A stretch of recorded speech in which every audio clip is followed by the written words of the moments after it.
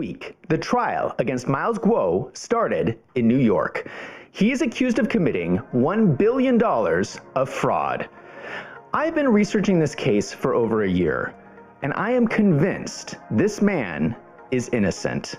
I will explain why this week on Wolves and Finance.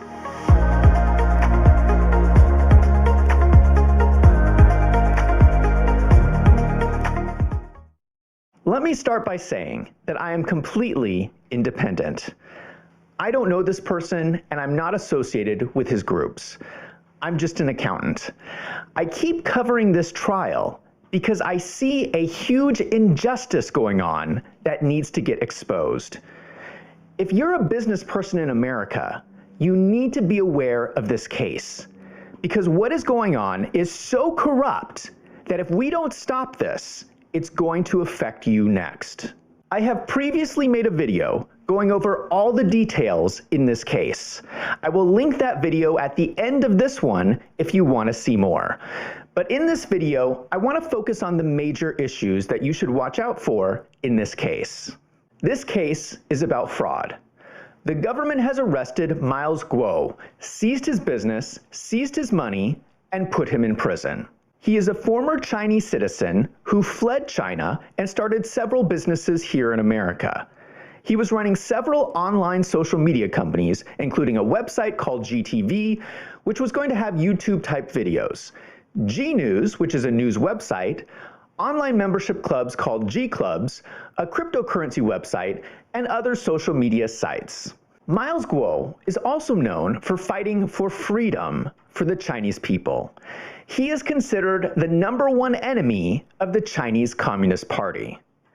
The US government has now charged him with a long list of crimes that basically say that he lied to his investors and misused company money. What has caught my attention about this case is that it's unlike any other fraud case I have ever seen. Let's go over what a fraud case typically looks like. Do you remember someone named Bernie Madoff? He ran the largest Ponzi scheme in history, worth $65 billion. This happened during the stock market crash in 2008.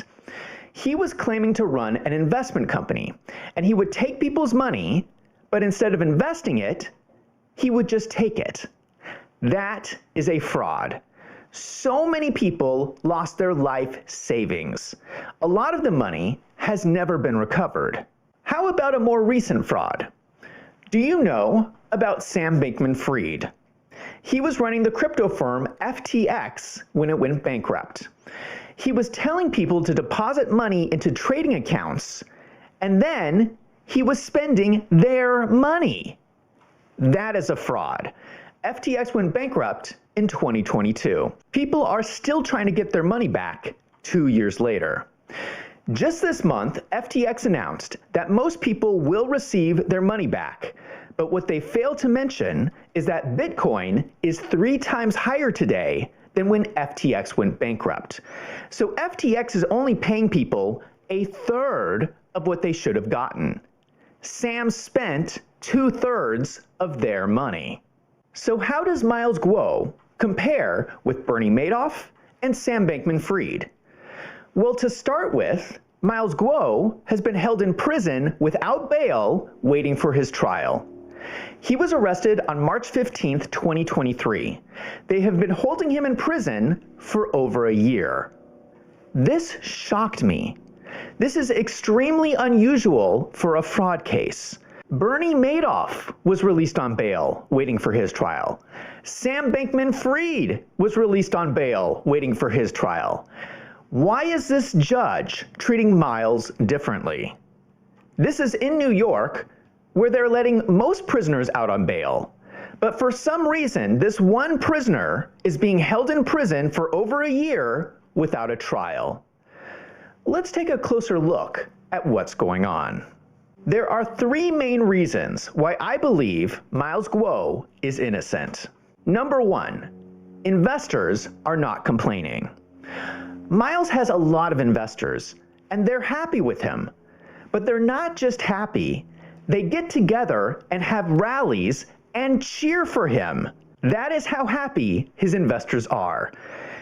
When was the last time you met a stockholder in any company who was attending rallies and cheering for their company? That doesn't happen often.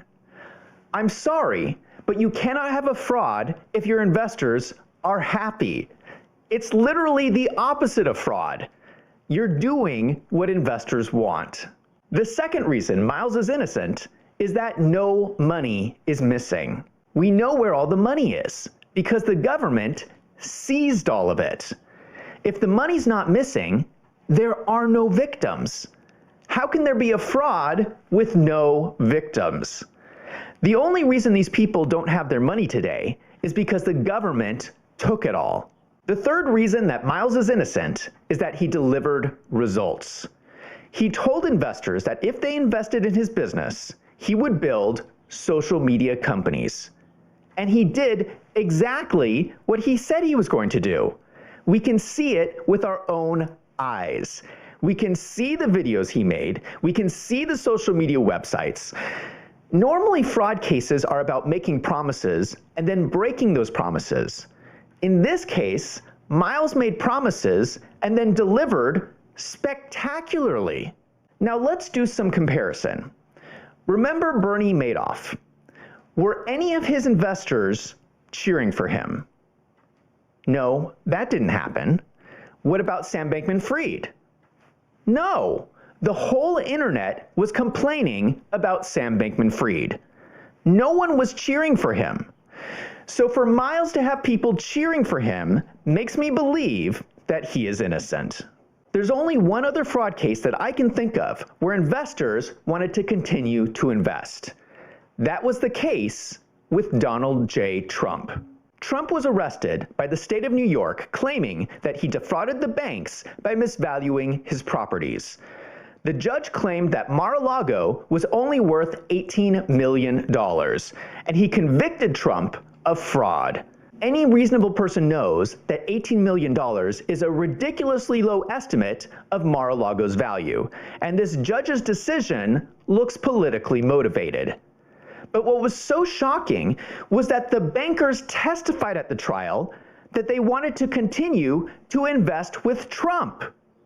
If the investors are happy, it's not fraud. Donald Trump is the only other fraud case I know of where the investors were happy. And that case was obviously political corruption. This case with Miles Guo is the same situation. Let's do a comparison with the money. In the case with Bernie Madoff, he took the money and a lot of it was never recovered.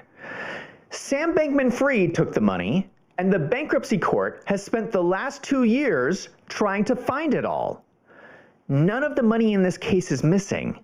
We know where it all is. The government has it. How can Miles have committed fraud when he didn't take the money? I have made a list of all the bank accounts seized by the government. It totals to $720 million in cash. It also lists several properties that would make up the rest of the $1 billion. What is really scary about this indictment is that it requests the court turn over all the money to the US government. The government is trying to steal $720 million. Now let's do a comparison on the results. In the case with Bernie Madoff, there was no results because he wasn't investing anything. With Sam Bankman-Fried, he went bankrupt. Now I'm an accountant, so I pay close attention to results. Miles' companies had spectacular results in a very short time. He was generating revenue, he had paying members, and his websites got a lot of traffic. It's very hard to get traffic to your social media site. He did it, and he did it quickly. I'm beginning to think that this guy is a business genius.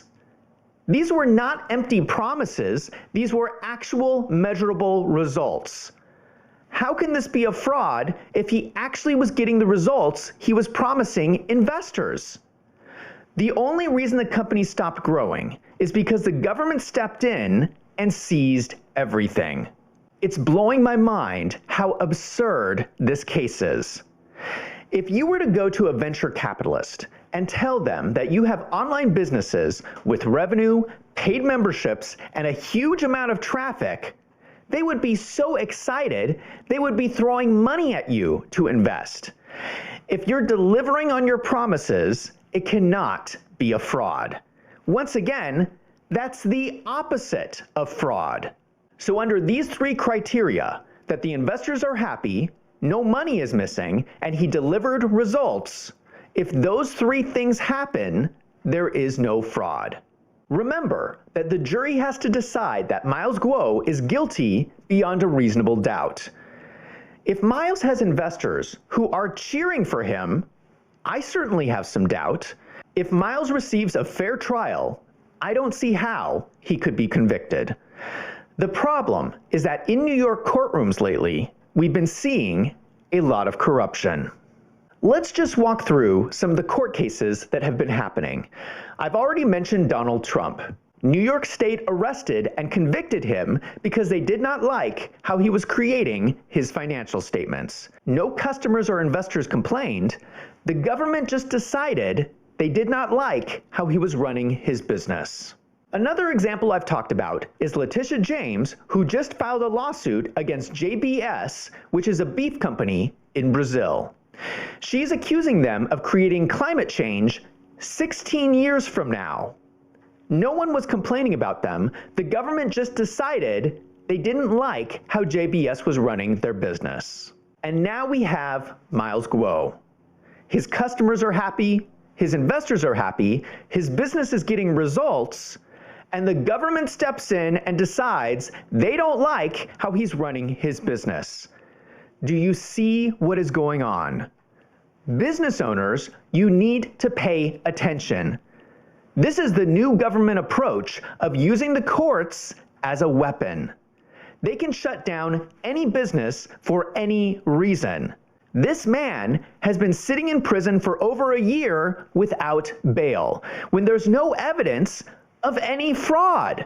This would be like if the US government decided they didn't like how Mark Zuckerberg was running Facebook. So they decide to arrest Mark Zuckerberg and say he's defrauding his investors. It doesn't matter if his investors are happy or not. The government does not like Mark Zuckerberg, so they're going to throw him in prison and seize control of Facebook. That is the same thing they have done to Miles Guo. These trials are getting out of control. Another case that is mentioned a lot is the fraud allegations against Steve Bannon. Steve Bannon worked in the White House when Donald Trump was president. Steve Bannon is also friends with Miles Guo. Steve Bannon is accused of fraud in operating a nonprofit called We Build the Wall. He raised approximately $25 million to finish building the wall on the border, and they spent roughly $1 million operating the nonprofit. Prosecutors in New York arrested Steve Bannon, claiming that he was misusing the money. They claim he should have spent $0 operating the nonprofit. Now, that's just kind of silly, because every nonprofit I know of takes at least some money to run the nonprofit. Steve Bannon's federal case was pardoned by Donald Trump, but it was filed again as a New York State criminal case. Here's the crazy part. Guess what judge is going to reside over Steve Bannon's case? Judge Juan Merchan, the same judge currently residing over Donald Trump's hush money criminal case. This was also the same judge who resided over the fraud trial for Donald Trump's CFO, Alan Weisselberg, where he was accused of misreporting fringe benefits. This is unusual. I have never heard of someone convicted of fraud over fringe benefits. So why is the same judge overseeing all of these cases against Donald Trump? Isn't that strange? The same person decides the case for Alan Weisselberg, Steve Bannon, and Donald Trump. So, as soon as Donald Trump's case ends, Steve Bannon's case is going to begin. This is also the same judge whose daughter is fundraising over Donald Trump's criminal case. The daughter is receiving millions of dollars from Democrats at her home. This week, Laura Loomer posted evidence on Twitter showing that the Democrat House Minority Leader made nearly $1.5 million in payments to the personal home address of the judge's daughter, Lauren Merchant. This looks like obvious corruption. Now, if you read any news articles about Steve Bannon's case, the news makes it seem like there's no question that Steve Bannon is guilty. But they're not telling you the whole story. Do you know why? Because the case already went to trial with Steve Bannon's coworker, and the jury would not convict. Tim Shea was a Colorado businessman working with Steve Bannon on the nonprofit. He went through a full trial in New York, and it resulted in a hung jury. They refused to convict him. Normally, that would have been the end of the case, and Tim Shea would have gone free. But that's not what happened. The judge in the case was someone named Annalisa Torres. She dismissed the hung jury, and she started the trial over again with a new jury. She kept trying juries until she got the result that she wanted. The reason why all this is important is because this is the same judge who now presides over the case against Miles Guo. Who is Judge Annalisa Torres? She was nominated by Barack Obama. During the primary election in June 2020, this judge ordered that mail-in ballots that were received after Election Day in New York were to be counted. Many of these ballots had no postmark. Last year, this is the same judge that oversaw the case with an FBI raid on James O'Keefe to seize Ashley Biden's diary. This is the same diary where Ashley Biden describes taking inappropriate showers with Joe Biden when she was a child. The judge ruled that the journalists working with James O'Keefe have no First Amendment rights, and the judge turned nearly 1,000 documents over to the government. Why does this same judge keep getting all these political cases? It seems like these judges are conspiring together to take down Donald Trump and anyone who supports him. Have you noticed that all of these cases are against Republicans? The news media is so dishonest, and you can see it with this case against Miles Guo. There is a flood of newspaper articles describing this case like he's already guilty. These journalists should be ashamed of themselves, because it doesn't take very much digging to realize that this whole case is a sham. There has been another recent development in this case. When Miles Guo was arrested, the government also arrested some of his coworkers at the companies. Just this month, one of those workers, Yvette Wang, pled guilty to some of the fraud charges in this case. This only happened a few weeks ago, right before this trial started. It seems likely that the prosecution offered her a sweet deal to get her to flip. I feel sorry for her. Imagine being locked in prison for over a year without bail.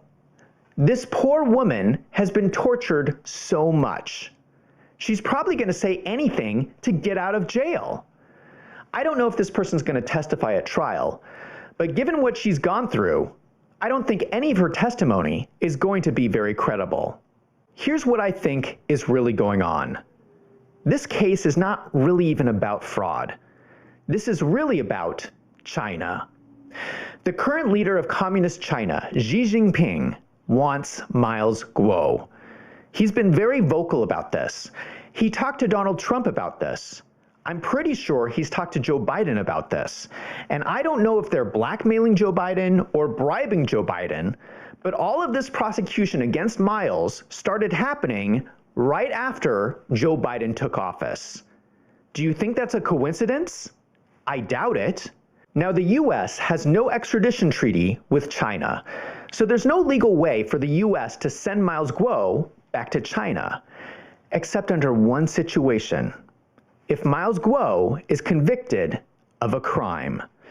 If they can convict him of even one of the charges in this case, they can deport him back to China. It's the only way they can do it. This court case is really about delivering Miles Guo into the hands of Xi Jinping. In my opinion, if Miles Guo is sent back to China, Xi Jinping will have him publicly executed. Miles is going to be put to death because of a fraud case where he's innocent. How is this happening in America? How can this judge and these prosecutors sleep at night? They are doing the dirty work of the Chinese Communist Party. I'm not an expert of Chinese culture, but it's my understanding that the name Guo in China comes from the meaning of a wall. I think that's a fitting name for Miles Guo because he is standing as a wall against the Chinese Communist Party. He's standing in the way and taking this persecution so that we don't have to. If he's put to death, God help us all. I have one message to any investors out there that support what this man is doing. Keep fighting against this case. Fight like his life depends on it, because it probably does. Now I want to hear from you. Do you think that Miles Guo is innocent? Let me know in the comments down below.